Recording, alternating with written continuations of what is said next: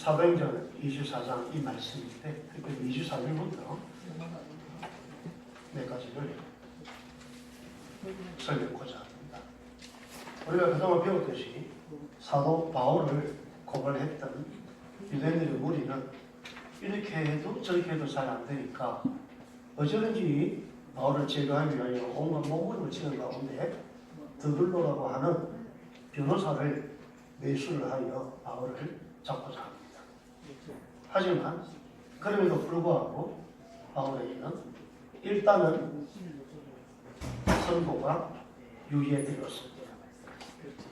그리고 여전히 바울은 강건된 상태지만 마음껏 자유를 누릴 수 있는 상태에 놓여 있다고 했죠.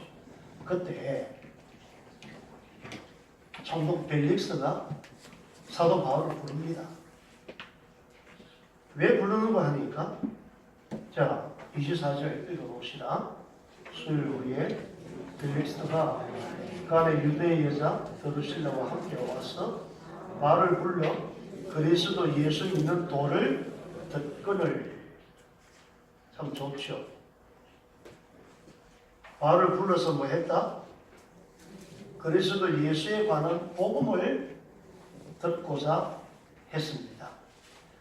바울이 그토록 전하는 말씀이 무엇인지 들으려고 하는 마음은 과연 옥토각치였다. 근데 나중 알고 보니까 바울을 불렀던 진정한 목적은 복음이 아닌 26절 뭐라고 했죠? 동시에 또 바울에게서 돈을 받을까? 혹시라도 사도 바울을 좋아하는 사도 바울을 따르는 그런 무리들, 그 성도들이 바울의 보석금을 마련해 오면은 그 돈을 자기는 받고 총독의 위치에 있기 때문에 바울을 마음껏 풀어줄 수 있기 때문입니다. 그래서 바울에게 돈을 요구했습니다. 전도자는 하나님의 나라의 확장을 위하여 헌신하는 사람인데 이것을 위하여 더 많은 돈을 써야 될 사람인데 오히려 바울에게 돈을 받으려고 했다. 바울이 아닌 바울을 후원하는 후견인들로부터 그런 것을 얻을까 했다는 거예요. 자신의 돈벌이를 위하여 교회에 왔다. 자신의 어떤 이익을 위해서 예수 믿어주는 척 했다. 그러니까 잘못된 것들이 참 많이 있습니다. 저는 우리가 필리핀에 계속 후원을 하고 있는데 전에 어느 그 필리핀 교회에 그러니까 필리핀 현지 목사라고 하는 사람들은 뭐 훌륭한 분들 많이 계시겠지만은 우리는 한때 여러 번 당했습니다. 교회를 건축하면서도 당하고 또 전체를 말아먹기도 하고. 그러니까 분명히 거기서도 교육을 받고 목사가 된 사람들이지만 이 사람들이 한국에서 어느 곳에 교회를 건축을 하는데 돈이 한 2, 3천 필요하다. 그러면 이것을 갖고 행해나가는데 선교사가 그래서 같이 뛰면서 자기도 사고를 해야지. 그냥 여기에 달랑 비용을 맡기니까 잘 모르니까 우리는 만약에 이 사람이 그게 그냥 거기에서 몇 천만 원 괜히 큰 돈이 나가요. 그냥 그걸 갖고 사람이 줄 행동을 치고 돈만 갖고 오는 거예요. 그런 데가 그동안 여러 번 있었어요.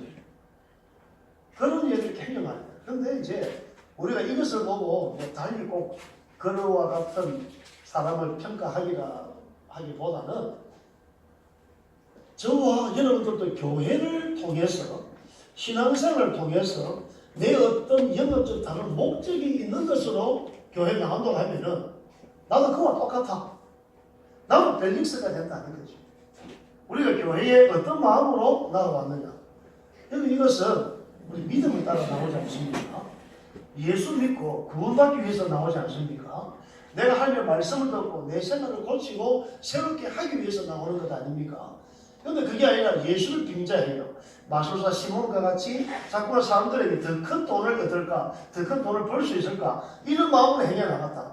그런 사람들이 많다 보니까 오늘 한국 교회가 때로는 삶의 지탄을 받는 그런 모습이 되고 말았습니다. 어쨌거나 바울은 이렇게 벨릭스가 부르니까 뭘 말했는가 하니까 복음에 대해서 말하는데 세 가지를 이야기하십니다. 첫째 뭐? 성경 보니 뭐요? 의와 그 다음에 절제 그리고 장차사 바울은 심판. 그렇게 이야기를 하니까 벨릭스가 25절 이 말에 두려움을 느꼈다. 왜 두렵죠? 여러분은 하나님의 말씀을 들을 때 두려움을 느껴본 적이 있습니까? 벨릭스는 아직 예수 믿는 사람도 아닌데 두려움을 느꼈다고 했습니다. 하나님의 말씀을 들으니까 찔렸다는 거예요. 뭐 때문에 찔렸느냐? 의를 이야기하니까 나는 어렵지 못하니까. 절제에 대해서 이야기하는데 자기는 절제하지 못했습니다. 심판에 대해서 이야기하니까 마땅히 그날이 그 시간에 오는구나. 두렵다. 그 이야기.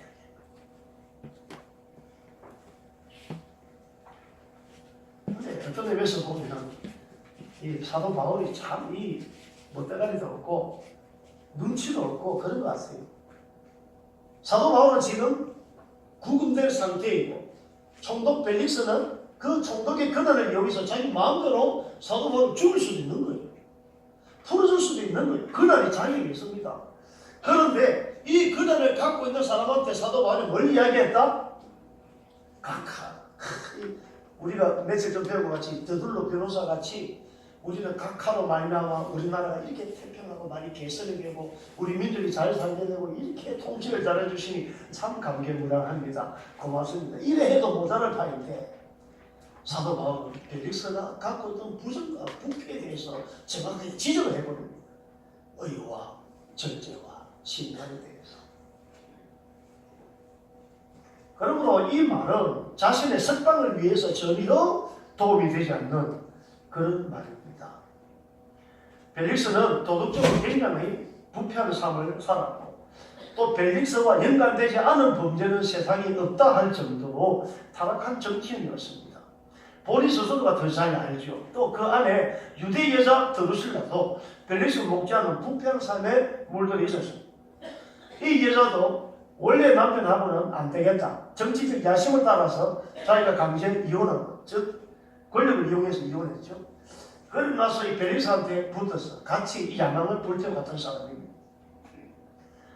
그러므로 바울이 말하는 의와 절제와 심판에 대한 말씀은 이 두 사람의 마음을 흔들어 놓고 두려움을 일으키기에 충분했다고 볼 수 있습니다. 그럼에도 불구하고 바울은 결코 이 부패와 불의한 삶을 사는 그들의 죄를 모른 척 하면서까지 자신의 생명을 구걸하고 싶지 않았던 것 같습니다. 이것이 우리가 지난주 배웠던 그리스도인으로서 빛된 삶이 아니겠습니까? 그 빛을 사망과 흑암에 앉은 사람들에게 전하고 영원한 생명을 얻고자 하는 것이 바울의 사명이고 목적이었기 때문입니다. 오늘 우리의 믿음은 어떻습니까? 적당히 종이 좋다고 어떤 악에 대하여 방조하거나 함께 어두움의 세력에 동조하고 있는 그런 불의한 믿음은 아닌가 우리 자신의 믿음을 돌아봐야 할 것입니다. 어제는 벨릭스는 사도 바울에게 뭘 요구했다? 돈을 요구했다. 자, 여기서 문제가 시작됩니다. 성경을 풀이할 때 여러분도 이런 면에서 필히 딱 와야 됩니다. 벨릭스가 바울은 제수의 신분이죠. 그런데도 뭘 요구했다? 돈을 요구했다. 그러면 벨릭스는 평소에도 제수들에 대하여 돈을 요구했다고 하죠. 사도 바울이 무슨 삼성그룹 회장 아니잖아요. 무슨 재벌이 아니잖아요. 바울이 저 초라한 옷차림에 저 남다른 사람이 늘 돈을 쓰고 다녀야 되는데 저 사람이 후원해주지 않으면 돈 없는 거 뻔히 아는데 바울에게 무슨 돈을 받으라 했겠어요. 그런데도 불구하고 바울에게서까지 돈을 요구했다는 것은 그의 평소 습관이 그래했다고 하는 것이죠. 그것이 바로 그의 죄입니다. 늘 하던 방식입니다. 습관입니다. 석방의 대가로 바울을 따르는 사람들이 십시일반으로 돈을 보태서 보수금을 요구하는 그와 같은 행태가 있을 것입니다. 돈은 우리에게 필요합니다. 사도행전 3장에 보면은 우리가 배웠듯이 안전뱅이 이야기가 등장하죠. 이 안전뱅이가 성전 미문 앞에 있었는데 거기서 들락거리는 사람들 앞에 돈을 요구했습니다. 안전뱅이니까 일할 수 없는 사람이니까. 그때 베드로와 요한과 야고보가 성전 안으로 들어가다가 이 사람을 목도했습니다. 그래서 이 사람에게도 이 안전뱅이가 돈을 요구했죠. 벨리스가 요구한 거는 천지 차이입니다. 벨리스는 그 돈을 요구함으로 말미암아 그 돈으로 자기의 정치적 야심을 더 키우고자 하는 그런 사람이에요. 그때나 지금이나 돈으로 정치하는데 돈이 얼마나 필요합니까? 그렇기 때문에 자꾸 끊임없이 돈을 요구했던 것이죠. 그런데 사도행전 3장에 등장한 이 안전뱅이가 돈을 요구했던 것은 생계를 위한 것입니다. 먹고 살아야 되는 그 어떤 돈입니다. 이것을 보았던 베드로가 이야기합니다. 네가 요구했던 돈 우리에게 없어. 은과 금은 우리에게 없다. 그러나 내가 갖고 있는 것으로 너에게 준다. 뭐요? 나사렛 예수의 이름으로 일어나 걸어라. 이 사람의 생을 완전히 뒤바꿔 놓았습니다. 그런데 이 벨릭스는 자신의 더 큰 욕망과 출세에 필요한 그 돈을 그 훌륭한 자리에 있으면서 남이 부러워하는 엄청난 자리에 있으면서도 더 돈을 요구했습니다. 바울은 디모데전서 6장 8절에서 그런 말을 했습니다. 우리가 먹을 것과 입을 것이 있은즉 족한 줄로 알 것이다. 부하려 하는 자들은 시험과 올무와 여러가지 어리석고 해로운 욕심에 떨어지나니 곧 사람으로 파멸과 멸망에 빠지게 하는 것이라. 돈을 사랑함이 일만 악의 뿌리가 되나니 이것을 탐내는 자들은 미혹을 받아 믿음에서 떠나 많은 근심으로서 자기를 찔렀도다. 오늘도 벨릭스처럼 돈이 힘인 줄 알고 무엇이든지 이것이면 해결되는 것 같은 착각 속에 사는 사람이 많습니다. 벨릭스가 바울에게 복음을 들으면서도 돈을 요구한 것처럼 오늘 저와 여러분들이 교회에 나와서 말씀을 듣고 하나님을 예배하면서도 돈이 주는 권력, 금력, 돈의 힘, 어떤 복, 이것이 나에게 등불째 걸러오는 줄 알고 신앙생활을 하고 있는 것은 아닌지 진지하게 묵상해 봅시다. 반면 우리가 또 배웠던 삭개오를 생각해 보십시오. 삭개오는 벨릭스가 그렇게 추구했던 돈, 정말 부정한 방법으로 자기도 많이도 모았습니다. 하지만 그의 영혼이 평안했습니까? 그 돈이 자신을 만족시켰습니까? 전혀 아니죠. 그러니 그 영혼은 병들기 시작했고 그러던 사이에 예수님의 소문을 듣고 예수님을 한 번만이라도 만나보기를 원했습니다. 그리고 마침내 주님을 뵙고 자신의 집에 모셨을 때 그는 그토록 추구했던 영혼의 자유를 비로소 얻게 됩니다. 그러면서 주님께서 뭐라고 지시하지도 않은데 자기 스스로 자기가 그렇게 추악하게 버렸던 돈 남을 위해서 전부 다 내놓겠다. 가난한 사람에게 주겠다. 남에게 강제로 빼앗다시피 한 것들은 4배나 이자 붙여서 갚아주겠다. 그런 나누는 삶을 살았습니다. 그런데 벨릭스는 돈보다 더 귀한 삭개하고 얻었던 이 귀한 영혼의 평안, 이 내 생명의 구원, 이것에 대해서는 전혀 관심이 없는 것 같습니다. 그래서 벨릭스는 그런 식으로 계속해서 돈을 모으면 자신이 더 큰 정치적 야심을 키우면서 내가 더 큰 출세할 수 있을 것이야. 이것에만 전전긍긍했던 것입니다. 바울이 벨릭스에게 전한 첫 번째 말씀은 의입니다. 의. 의라고 하는 것은 하나님과 올바른 관계를 뜻합니다. 원래 인간은 죄인으로 하여금 올바른 관계를 가질 수는 없었죠. 죄의 삭은 사망인데 이것의 해결을 위하여 예수께서 오셨고 그가 죄인된 우리를 위하여 십자가에 못 박히심으로 하나님과 우리 사이에 중보자가 되셨다. 원래 읽어보세요. 원래 하나님과 인간은 창조했던 당시 이 수평으로 똑같은 상태입니다. 이 세상에다 하나님과 인간이 같이 있었다. 그런데 이들이 죄를 범함으로 말미암아 스스로 여기 있던 이 죄를 범함으로 여기 중간에 이 땅이 푹 꺼지게 되고 인간 편에서 하나님께 건너갈 수가 없었다. 돈으로 못 가요. 돈으로도 못 가요. 어디? 그 다음에 뭐요? 힘으로도 못 가요. 어디? 그 다음 뭐요? 벼슬로도 못 가요. 어디? 무엇을 가는 나라? 믿음으로 가는 나라. 어디? 하늘의 나라. 베레스가 이걸 놓쳤습니다. 그는 영혼이 계속해서 자기가 하나님과 동등한 관계에 있는 줄 착각하고 있습니다. 예수께서 오셔서 하나님과 인간이 이렇게 푹 꺼져버렸던 이 공간, 여기에 십자가를 턱하니 걸쳤습니다. 누구든지 예수 믿으면 예수를 말미암아 이 십자가를 건너오면서 하나님의 나라 갈 수 있는 줄 믿으시기 바랍니다. 그래서 우리가 어떻게 구원받는다? 예수를 믿음. 하나님의 세상을 이처럼 사랑하사 독생자를 주셨습니다.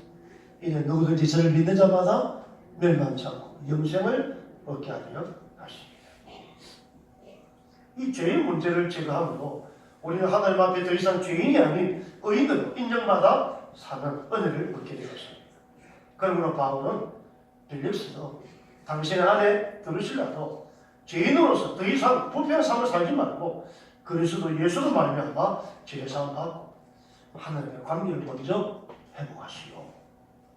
복음이 이것입니다. 두 번째, 바울은 빌립스에게 절제를 이야기했습니다. 절제는 뭐 단어 그대로 이야기하면은 말 그대로 적절한 조절입니다. 옛날 그 부산에서 할아버지들, 할머니들 말할 때 이런 식으로 표현을 썼어요. 응가해라. 그 말 아닙니까? 애들이 까먹고 이렇게 하면 야야 응가해라. 어지간히 해라. 적당히 해라. 절제해라. 그 이야기.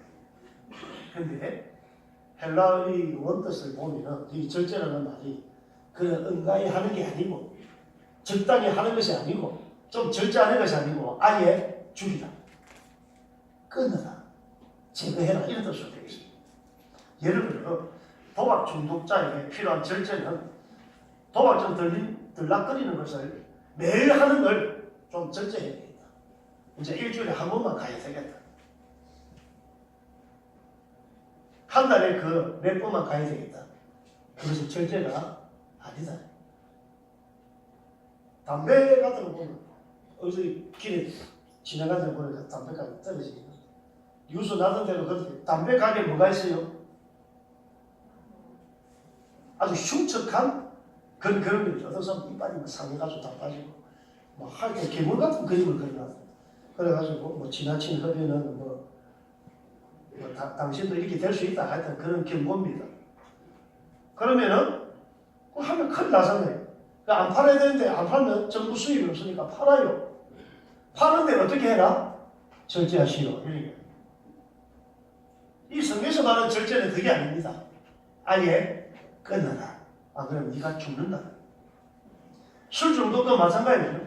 알코올에 우리가 중독되면 7년 동안 한 방울도 알코올 입에 대서는 안 된다고 합니다. 내 구조가 바뀌어야 되거든요. 그 정도로 중독이라는 것은 무섭습니다.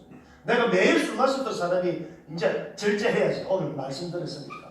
어쩌다가 한번 마셔야지. 이게 절제가 아니라 아예 끊는 것이 절제다. 성경이 그래 나오는 것입니다. 처음부터 아예 차단시키는 것이 내 의지로 끊겠다는 것은 굉장히 힘듭니다. 이런 부분에 대해서 성경은 어떻게 말하고 있는가? 자, 성경 좀 뒤로 넘겨서서 골로새서 한번 찾아. 골로새서 3장. 신약성경 뒤에 326페이지입니다. 325페이지, 1페이지. 325, 골로새 3장 1절부터 읽어보겠습니다. 10절까지입니다. 그러므로 너희가 그리스도와 함께 다시 살리심을 받으시면 위의 것을 찾으라. 그이는 그리스도께서 하늘의 우편에 앉아 계시느니라. 위의 것을 생각하고 땅의 것은 생각하지 말라. 이는 너희가 죽었고 너희 생명이 그리스도 하나님 안에 감춰졌습니다. 우리 생명이신 그리스도께서 나타나실 그때에 너희가 그와 함께 영광이 나타나. 그러므로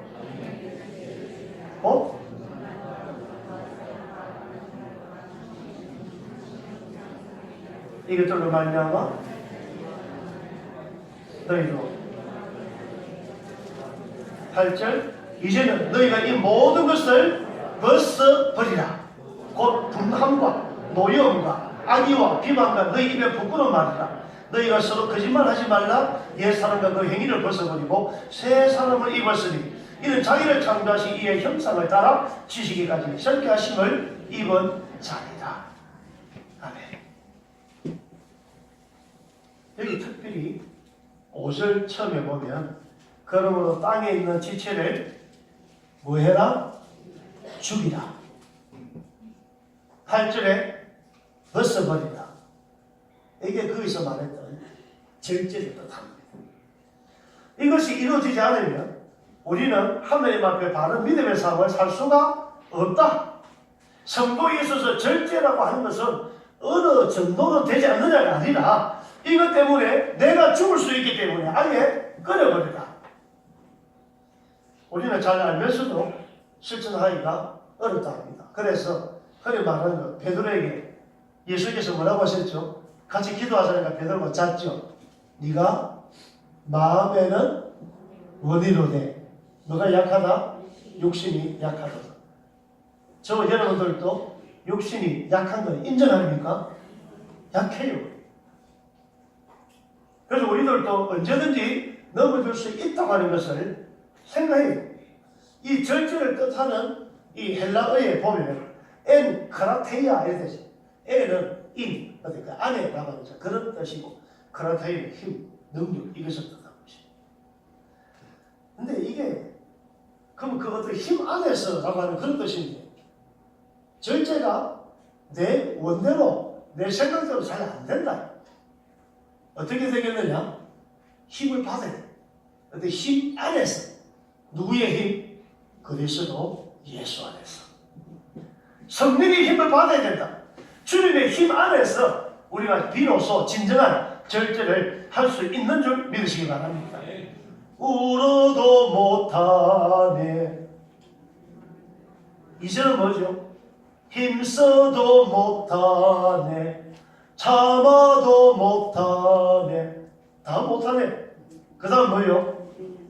믿으면 하겠네. 주 예수만 믿어서 그 은혜를 힘입어 오직 주께 나가면 영원한 삶, 영생을 얻게 될 줄 믿으시기 바랍니다. 이것이 바로 엠크라테이아, 주님 앞으로 나가고 주님의 말씀 안에서 주시는 힘, 성령의 힘을 통한 진정한 절제의 능력이 오늘 우리에게도 힘이 되어서 나타날 줄 믿으시기 바랍니다. 벨릭스는 드루실라는 그러지 못했습니다. 끝으로 바울이 이야기했던 것은 장차 오는 심판에 대한 설명이었습니다. 이는 너무 당연한 수순이죠. 의롭지 못했습니다. 하나님과 바른 관계 맺지 않았습니다. 이들이 절제 없었습니다. 자기 마음대로 살았습니다. 그런 사람에게 심판은 자연스럽게 찾아오는 결과이기 때문에 사도신경 말미를 보면 저리로서 산자와 죽은 자를 심판하러 오시리라. 계시록 22장 11절도 보면 불의를 행하는 자는 그대로 불의를 행하고 더러운 자는 그대로 더럽고 의로운 자는 그대로 의를 행하고 거룩한 자는 그대로 거룩하게 하라. 불의를 행하는 자는 그대로 불의를 행하고 벨릭스는 불의를 행했던 것 같이 이전에도 그랬던 것 같이 사도 바울 예수 전파하는 전도자를 잡아서 돈을 요구했다. 그대로 행하고 이런 악한 사람들 그가 행한 대로 갚아주리라. 이게 심판입니다. 오늘 우리들 모습 어떻습니까? 어리석은 벨릭스 총독처럼 우리도 신앙생활 한다 하면서 하나님을 믿고 예배한다고 하면서 매일 성경으로 큐티를 하고 말씀 따라 산다고 하면서 신앙을 통하여 교회를 통하여 하늘을 통하여 내가 더 복이나 받지 더 돈이나 벌지 우리가 그런 마음으로 살고 있지 않습니까? 벨릭스는 총독의 신분이었지만 그들에게 말하던 제수 바울에게서 의와 절제와 심판에 대해서 말씀 들으니까 두렵고 떨렸다고 했습니다. 여러분 제수가 말하는 말을 왜 별이 검사가 떨어서 되겠습니까? 그렇다고 하면 검사가 잘못 아닙니까? 지금 제수가 뒤바뀐 것입니다. 바울이 제수가 아니라 벨릭스가 제수가 되었으니 두렵고 떨림을 얻었던 사람이 바로 제수 아니겠습니까? 만약 총독 벨리스가 바울로부터 들었던 이 복음, 의와 절제와 심판에 대해서 두려운 마음이 들었다고 하면은 어떻게 되겠습니까? 사도행전 16장에서 이 갑자기 옥토의 지진이 나고 하나님께서 그들의 창고에 매면서 다 풀어주면서 사람들이 풀려나게 되었는데 간수가 너무 놀래가지고 제수들이 다 도망한 줄 알고 자기 배를 찔러 자살하려고 했습니다. 왜? 그게 로마 법이기 때문에. 그때 바울이 긴급하게 나타나서 너 몸을 상하게 하지 말라. 우리가 도망가지 않아서 우리가 다 여기 있다. 그때 이분이 뭐라고 했습니까? 바울에게. 선생들아, 우리가 어찌할꼬? 내가 어떻게 해야 구원을 받겠는가? 너무 놀라서 그랬습니다. 주 예수 믿으시오. 그러면 너와 내 집이 구원을 얻으리라. 이 놀라웠어요. 벨릭스도 마찬가지 아니겠습니까? 자기가 이 말씀을 듣고 두려운 마음이 생겼다고 하면은 바울 선생, 그러면 내가 어떻게 해야 되겠습니까? 그래 될 것 아닙니까? 그런데 오늘의 제목대로 자 25절 읽어봅시다.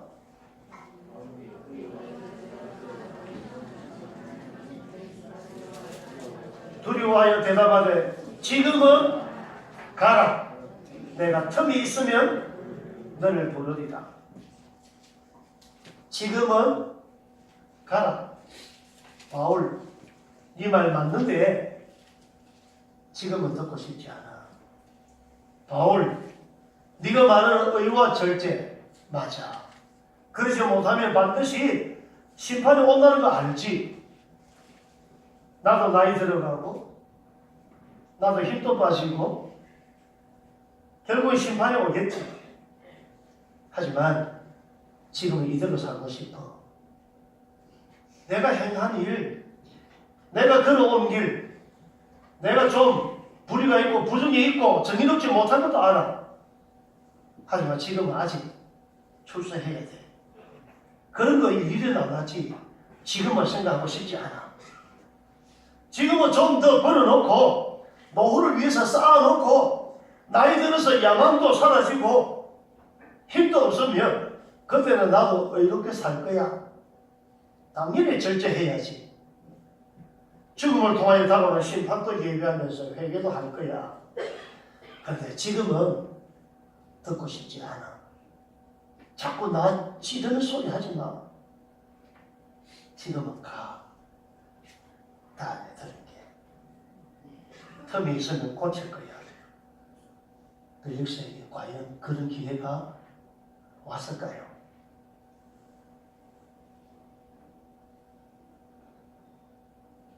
여전히 벨릭스는 고치지 못하고 세월은 지나고 이때 2년이 지납니다. 벨릭스는 결국 다른 데로 전보되고 베스도라고 하는 새 총독이 부임하게 됩니다. 지금은 가라 하면서 바울이 전했던 복음을 멀리했던 벨릭스는 자신이 다른 데로 가게 되었습니다. 두 번 다시 이 복음을 들을 기회가 사라졌다고 하는 것입니다. 세상에서 가장 불쌍한 사람은 알고도 실천치 않는 사람입니다. 그 길은 죽음의 길이라고 하는데도 구태여 그렇게 나아가는 고집스러운 사람들이 많습니다. 하나님께서 오늘 이 말씀을 통하여 가르쳐 주신 의의 길, 생명의 길, 절제와 심판의 길이 무엇인지 알려줘도 뭐 그럴까? 나하고는 관계가 없는 것 같이 사는 사람이 있습니다. 오늘 우리는 어떤 형태의 사람입니까? 우리도 바울이 요약해서 설교했던 그 의와 절제와 심판에 대한 경각심이라도 가지고 있습니까? 이 말씀이 그렇구나 하면서 날마다 성경을 삼고하고 연구했던 베레아 사람들과 같은 그런 묵상하는 정신을 오늘 우리들도 물려받아서 불의를 청산하고 얘기를 활짝 열어가는 저 여러분 되기를 주님으로 축복합니다. 오늘도 우리에게 주어진 이 주일, 이 예배, 이 말씀 절대 뺏기지 않도록 귀한 것으로 여기고 지금은 가라. 지금은 no thank you. 지금은 때가 아니야. 지금은 더 즐길 때야.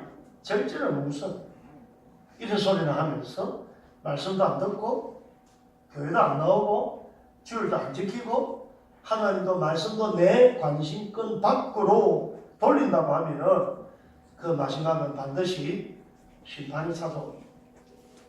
전에 제가 그 우스갯소리를 한번 했지만 어쨌거나 저는 주일은